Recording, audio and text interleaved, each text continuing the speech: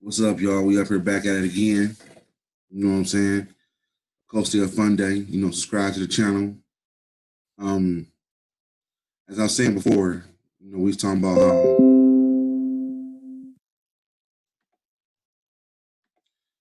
how the word progressive means. I want to see that. We was talking about before how the word progressive mean. You know what I'm saying?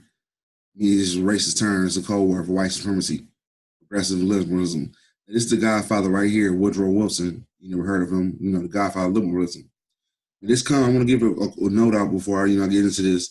This comes from a white ring paper, the Heritage Foundation. They ain't no good to black people either. They just calling it what it is. You know what I'm saying? The Heritage Foundation. That's it's crazy foundation, but we don't go to it though. Woodrow Wilson, Godfather of liberalism.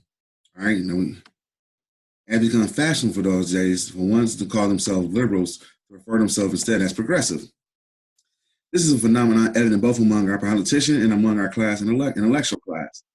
In the 2008 presidential primary campaign, Hillary Clinton was asked whether she was a liberal. She distanced herself from that term, which she deemed toxic, too much for the electorate, and described herself as a progressive. When pressed, she made it clear that she meant the term to connect herself with the original progressive of the turn of the 20th century. All right? Key word, the original progressive of the turn of the 20th century. That's a key phrase. Similarity, what is arguably the most important think tank in on the left today is called the Center for American Progress, which has an entire project dedicated to serving and protecting the legacy of America's original progressive movement. The citizens who are concerned with the battle of ideas today must therefore endeavor to come to terms with the contemporary progressivism and its foundational principles of the original turn of the 20th century. So people who call themselves citizens, who call themselves this progressive term, the contemporary progressivism, must come to terms with its founding principles at the original turn of the century movement. In order to understand that progressive movement itself is influenced on today's politics, there is no more important figure to engage than Woodrow Wilson. Most familiar with Woodrow Wilson because he's the 28th president of the United States, a president far known for his stewardship of an American involvement in World War I. You know what I'm saying? Shout out to the veterans. Shout out to the veterans out there, you know what I'm saying, that did their thing, writing this on Veterans Day. It's going to be dropping a little bit the day before. You know what I'm saying? Shout out to y'all. Well, Wilson attempted to sign Americans on a League of Nations. Wilson served a partial term as governor of New Jersey before becoming president in 1913. Prior to his political life, however, Wilson was a prolific scholar and a successful academic for over 2 decades. He was, in fact, the only professional political scientist to ever become president of the United States. While Wilson's presidency has certainly helped launch a variety of landmark revisions of the framework of the American government. The Federal Reserve came out under him, right? And the income tax thing, that's an amendment. But it didn't pass 3/4 of the Congress. 2/3 is needed to pass the Congress. It didn't pay that much and pass that. Just to name it two. The ideas that came from his academic work was more influential on the future ways of liberalism in the course of the 20th and 21st century American politics. Tell us about where he was born at. He was born in Staunton, Virginia, December 28th, you know what I'm saying? He attended Davidson, got a law degree from University of Virginia. He graduated from Princeton. He studied law and got his PhD, John Hopkins University. Blah, blah, blah, blah, blah. He got a Nobel Peace Prize. Wooty woo. Wilson was the most interesting public figure in the legal profession that's seen by the means, obviously, career in public service. This is why the attraction of law soured him on profession. He was more interested in the ideas and the principles behind the law. So he inherited a new graduate program in political and science at Johns Hopkins University, Baltimore, Maryland. Johns Hopkins had just been founded in 1876 with the express purpose of bringing German education and principles to the United States. In the decades before its founding, most Americans who arrived to advanced degree were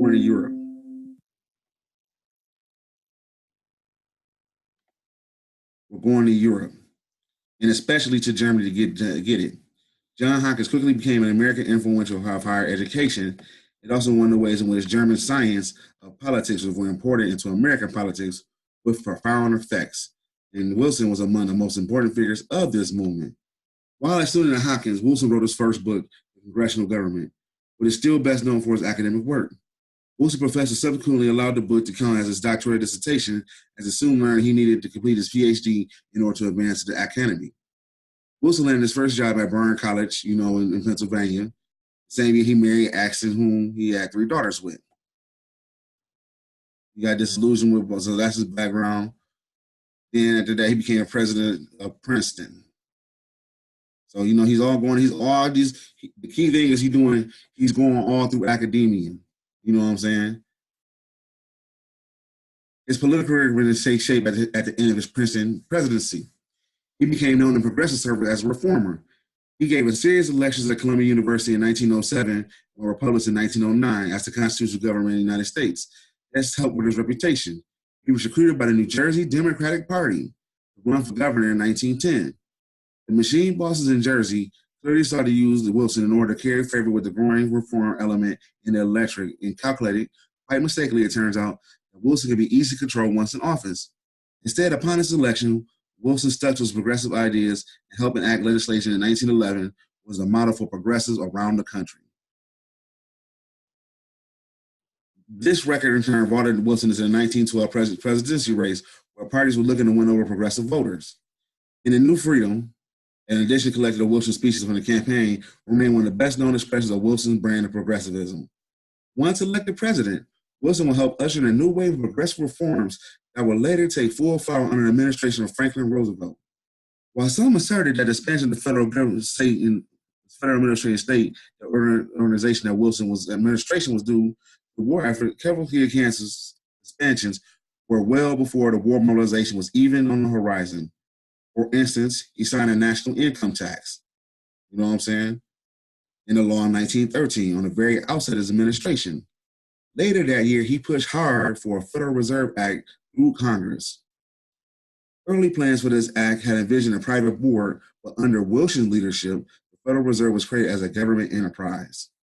Furthermore, while Wilson had criticized Theodore Roosevelt in the 1912 campaign for the latter adventurous approach to foreign policy, Wilson himself did not shrink from American military intervention. He intervened in Veracruz in 1914 and ordered American occupation of Haiti in 1915. Now, many people don't really know about the American occupation in 1915, a progressive. It was bad. It was real, real bad. You know what I'm saying? Our brothers and sisters in Haiti, they some soldiers down there. They don't quit. You know what I'm saying? So they was busting at the U.S. Marines and all type of stuff like that. Another good person to look on this, an American occupation of Haiti, is General Butler. You know what I'm saying? He a key figure, and like I say, the silent one that they don't talk about. But you know what I'm saying? Because he turned on the U.S. He was sick of working for corporations. Another reason why they went down there in the American occupation of Haiti was for United Fruit. In spite of the willingness to use the military as a tool of foreign policy, Wilson campaigned for a re-election in 1916, on theme of keeping America out the First World War, early defeating Charles Evan Hughes. Shortly thereafter, Wilson led America into war, launching the effort with his war measures in 1917 and laying the basis of peace in the 14 points a year later. Wilson himself traveled to Europe to negotiate the Versailles Treaty, and at the end of his presidency was marked a desperate attempt to secure ratification for the treaty, what he considered to be his central accomplishment, the League of Nations. It was on an exhausting speaking campaign on behalf of the League that Wilson suffered a stroke in September 1919, largely coming to be debilitated for the remainder of his presidency. His second wife, Edith Bowling Wilson, whom he had married in 1915 after Ellen's death a year earlier, and I was quick, managed presidential affairs for the remainder of the term. Wilson died in Washington February 3rd, 1924. Progressivism, certainly as expounded by Wilson, understood itself as being a rationale of moving beyond political thinking of American founding, the prerequisite of national progress. Wilson believed that the founding stood for, in its proper historical contents, its principles in spite of some of the timeless claims which tend to deal with the unique circumstances of the day. The preparation of the founding ran against the founding of our own understanding, as Wilson knew it. This is why much of this scholarship is devoted to the radical interpretation and the critique of the political founding theory of the founding.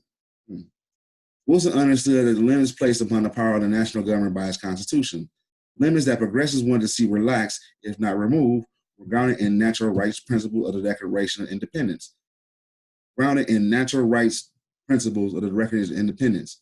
But when he thinks of natural rights, he thinks of natural rights as a white supremacist. We're going to get into that. This is the meaning of Wilson, who both declared the Declaration and the Constitution, as he knew it, were a progressive lens. Well, therefore, saw the reinterpretation of the founding and reinterpretation of the grounding of historical tendency to the founding of a historical notion that the government is rooted in an understanding of an unchanging human nature. Wilson opposed the historical argument that ends and scope and rule and the role of government must be defined by different principles and different epochs, and that, therefore, is impossible to speak of in a single time or form of a just government of all ages. This was a self-conscious reinterpretation, as Wilson even suggested in the Declaration ought to be understood in the foundational statements of equality and natural rights, contained in the first two paragraphs.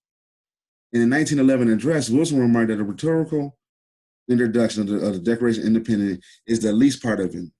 If you understand the real Declaration of Independence, do not repeat the preface. This assertion of a historical contingency over the permanent principles of American constitutionalism, the animated and the main tenets of the Wilson's political thought. It was also viewed today as pervades academia, where the ideas of a permanent standard of the right has been replaced by an ideology of multiculturalism and neutral value positivism. You know what I'm saying? Let's read this again.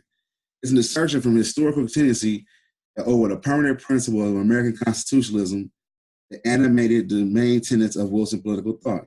It was also the view that today pervades academia, where the idea of a permanent standard of the right has been replaced by ideologies of multiculturalism and value-neutral positivism. Briefly put, those tenets rest on the coupling of historical tendency of a faith in progress. Wilson believed that the human condition improves as history marches along, and that the protections are built into the government against dangers of problems, which the faction therefore became less necessary and increasingly unjust. Ultimately, the problem of the faction is not solved by the primary limited government as been founded by the fathers by history itself. In contrast, the permanent self-interest of the authors and the Federalists, for instance, he believed to be part of the human heart. Wilson believed that history had brought for a fundamental unity in a public mind, and that the problem of the fraction had been overcome due to a historical evolution of human nature. So they believe, like Dr. Amos Wilson said, that, people believe that you just going to keep on progressing. There's no regression. As a result of history achievement, he reasoned, government will not be a threat to the individual as it has been checked, but rather the state ought to be an open organ of individuals in society, beneficial and indispensable. It makes no sense, Wilson wrote, to limit government in an effort to protect the people from the very manifestations of his own organic will. This will need to be unfettered state, so in the scope it can become whatever the current historical spirit demands, meaning the undoing of various institutionals and limit that early American constitutionalism has placed on state power. Wilson's affinity for a natural contingency of perspective of American government, the one which the government was not grounded in certain unchanging truths about human nature. During his legal education to jurisprudence, Wilson applied his evolutionary view into the question how the law should be taught.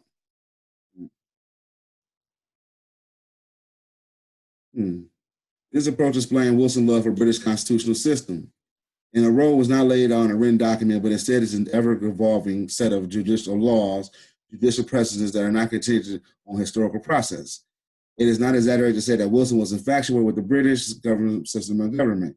It was clear he was deeply influenced by the celebration of Britain's flexible constitutionalism offered in the English Constitution by William Barker, a leading liberal realist of the second half of the 19th century.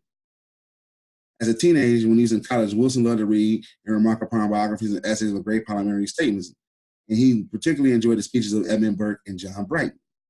The experience seemed to have led him as a college senior to write down an article, The Cabinet Government in the United States, proposing the American separation of powers system be replaced by a parliamentary model. It was published in a prominent journal, and the ideas were later found place in the congressional government, which exonerated the American Congress for its shortcomings compared to British Parliament. When Wilson himself entered government, he brought the cynicism about the separation of powers with him, seeing the chief executive, whether governor or president, as a prime minister, not as an executive, but a legislative leader too. It was in this perspective, of course, that in the standard among American political scientists today, During his campaign for governor, Wilson even raised eyebrows by pledging to become an unconstitutional governor, by which he meant he had no intention of keeping the role outlined for the chief executive under the laws of separation. This was a pledge that kept him as governor to behave very much like a prime minister and moving key pieces of progressive legislation to the New Jersey legislature. For Wilson, the separation of powers was a source of what much was wrong with the American government. As opposed to the democratic system that would effectively translate in the current public minds of government action. The separating power system said, as Wilson understood it, it was designed to protect the people from themselves by throwing out many obstacles as possible to the implementation of their will.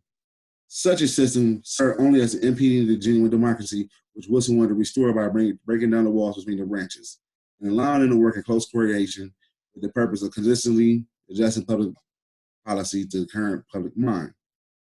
Wilson's animosity towards the separation of powers was at the heart of various proposals, not only for cabinet or parliamentary form of government in the United States, but for an energetic popular leadership and a broad administration concerns.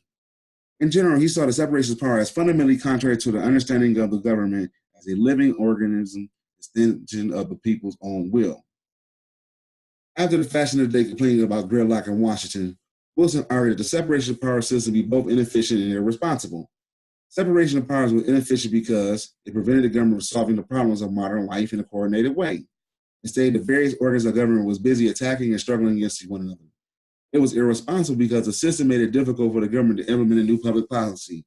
Even when a new public policy reflected a clear new direction of public opinion. Unlike parliamentary government, where it changes the subject, the public opinion will change quickly, changing the government and changing policy. The separation of powers has prevented that and carry response. Aggressive political ideas. Based on this objection of the separation of powers, the objection to the final understanding of government, Wilson put forth institutional proposals designed in one way or another to overcome the fixed notion of politics as at the heart of government. Wilson instituted substitution of separation of powers to be best understood as the politics of administration and the separating politics and administration broadly defined in different institutions arrangement requested by Wilson in his scholarship. Although specific institutions mean for achieving separation change as his thought developed from the earlier and more mature intellectual works. It is ever changing. Separation of politics also brings us to a fundamental paradox in his thought. His vision of government seemed to be one to unify the will of the public and have much the role to play in the founders had envisioned. Yet politics, while increasingly democratized in Wilson thought, have become much less authoritative or intelligent. The emphasis of government was a shift to administration. The impact was shifted to so confined and consent to govern in the realms of traditional politics. All right. Well, it is time getting deep. How you want to talk about that? He's just trying to change the role of politics, you know. And he said that he's asking the people, as you know, as the embodiment of the will, the president can transcend the government and coordinate activities. That's why it's wrong to limit the president to traditional checks of the Constitution. The president is a one unifying force in our complex system. It must not be regulated to only managing one branch of it. But that's his political value, you know what I'm saying? What he believed in. But what we're gonna show though, is his racist beliefs.